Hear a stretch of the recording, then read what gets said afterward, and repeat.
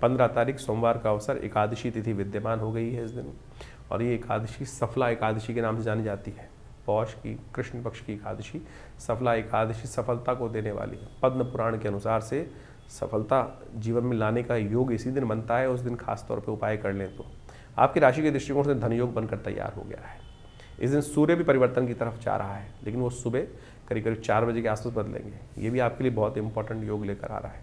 लेकिन विशेष तौर पर ये समझने कि ये जो योग है आपकी राशि के दृष्टिकोण से धन योग, इसके लिए आपको खास तौर पर जो सही दिशा चाहिए।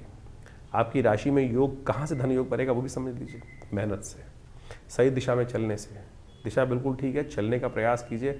यदि रुक जाओगे तो जैसे शरबत में चीनी मिलाते हैं ना, तो जितनी चीनी डालोगे उतना ही मीठा होगा। तो यहाँ कोई लिमिट नहीं है इस वक्त।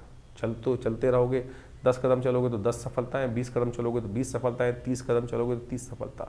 आपकी राशि में इस वक्त ऐसा योग बनकर तैयार हो रहा है, तो इसका उपयोग आपको करना चाहिए। इस दिन सफला एकादशी है, जो ग्रहों को ठीक करने के लिए शास्त्र में अद्भुत उपाय वर्णित है। कहा जाता है इस दिन पीपल का पूजन करना चाहिए। एक राजा था जिसके पुत्र को गलत रास्ते पे चला गया, और ये कृष्णा एकादशी सफला एकादशी के रूप में जिसका नाम है, ये बहुत महत्वपूर्ण है।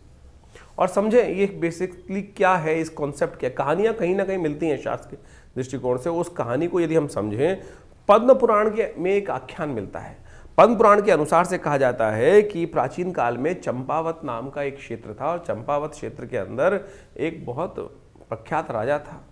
उसकी जो संतान थी वो कुछ गलत मार्ग पे चली गई। गलत मार्ग पे चली गई तो गलत मार्ग पे जाने के गलत नतीजे होते हैं। सब कुछ ऐश्वर्य इत्यादि सब समाप्त हो गया। लेकिन देव योग से कहीं ना कहीं कुछ अच्छा कार्य किया होगा कभी ना कभी, क्योंकि उसी के कारण से उस परिवार में उस व्यक्ति को जन्म लेने का अवसर मिला। तो कहा जाता है उसने देव योग से इस सफला एकादशी के दिन एक पीपल के पेड़ के पास जाकर उसके फल एकत्र कर कर एक कोटर में रख दिए। खा नहीं पाया, लेकिन रख दिए उठा के कहीं। और इसी से भगवान विष्णु की प्रसन्नता प्राप्त हुई, और भगवान विष्णु की कृपा से उसके समस्त कष्ट दूर होने के योग बने। पीपल में साक्षात भगवान विष्णु का वास होता है, और कहा जाता है कि पीपल के पूजन करने से भगवान विष्णु की कृपा से जो क्या होता है कि आपके बहुत सारे कष्ट, शनि इत्यादि के बहुत सारे कष्ट दूर हो जाते हैं। जिन लोगों की ढैया चल रही है, शनि का नेगेटिव प्रभाव चल रहा है, इस दिन अवश्य पीपल का पूजन करने का प्रयास करें।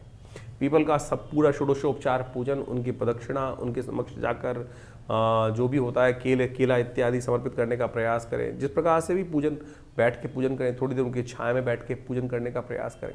आरती उतारने का प्रयास करें। ओम नमो नारायण इस मंत्र का स्मरण करने का प्रयास करें।